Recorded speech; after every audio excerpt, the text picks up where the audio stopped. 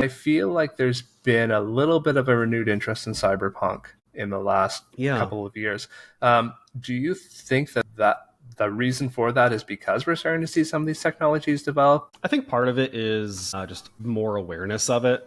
Like, Cyberpunk's been out for a long time, but it takes a long time for these things to kind of permeate into social consciousness. I mean, fantasy, it got really big only recently. Like, everybody kind of knew about Tolkien, but that was sort of it. Now everybody knows who Martin is, and people are starting, like, you know, springboarding off of that and learning about other major stories and stuff. Right. So I think part of it is that. I think also part of it is it's becoming more relatable because we are seeing these things in our lives of, like, you know, a big thing in Cyberpunk is the AI, and now we have that very easily accessible to us. It's not as good as the Cyberpunk AI, thankfully, but you know, things are exponentially becoming more similar to that.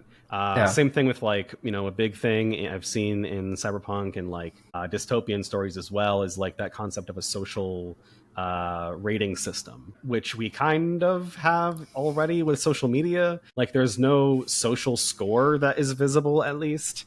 But, you know, someone says something wrong once and all of the internet attacks them for it. Not saying it's not deserved all the time, but there is kind of this system in place where everybody's posting everything online for everybody to see, and sometimes that can attack them in different ways. Yeah, right. In ways that people would never have imagined, you know, going back even 10 years, but certainly not 15, 20 years ago, that something you would have said in a conversation would have brought down things the way they do now. Yeah, for sure. Right. And just the interconnectivity of it all. Like, you know, I was talking with some family a little while ago, and they were talking about how, like, their world was the immediate town and maybe the couple of towns within a couple miles, especially, like, within, you know, rural New York where I grew up and where they grew up. Like, that was pretty much it. And that was everything they got exposed to as people. And now, like, I come in and my dad is still trying to wrap his head around what I do for work. And I'm talking about working alongside, like, my character artist is from Egypt, and it's Red Pharaoh, by the way. My cover artist Excel is from Mexico. I have a bunch of friends just in, like, my coworkers are all half of them in Europe and the other half scattered across the US, and another one in Mexico, and so, like, it's I have a very global life now in a way that was not possible even, like, you know, 20 or 30 years ago. For sure. And so, like, I think, kind of getting back to the original question, Cyberpunk is becoming more relatable because our lives look more like Cyberpunk. And now I think part of the reason we're attracted to those stories is because Cyberpunk is, like, this retro futuristic sort of, like, enhanced version of our current lives, which is just, like, aesthetically very pleasing, but also, like, you know, socially much more like present.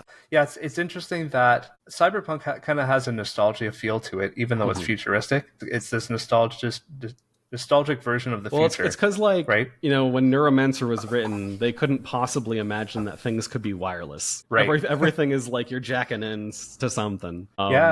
which like it's an aesthetic now. It is. Yes, absolutely. Yeah, it's funny how some of those tropes of Cyberpunk are still, you know, that you still find them within modern Cyberpunk, even though they're anachronistic in a way where, you know, they just don't fit with the trajectory that our technology has taken since then. I mean, like, a lot of it is that aesthetic. Like, people expect things now. Part of it is also just, like, those initial sort of, like, the first Cyberpunk novels, like Neuromancer, they created a lexicon for us. You know, there was a time before, you know, the net existed, the concept of, you know, like, body modifications existed, like ice and battling within the cyberspace. Like, cyberspace as a term didn't exist for a long time. So it's like there's this whole terminology that arose around that period that feels cyberpunk, and if you don't use it, then it's kind of weird.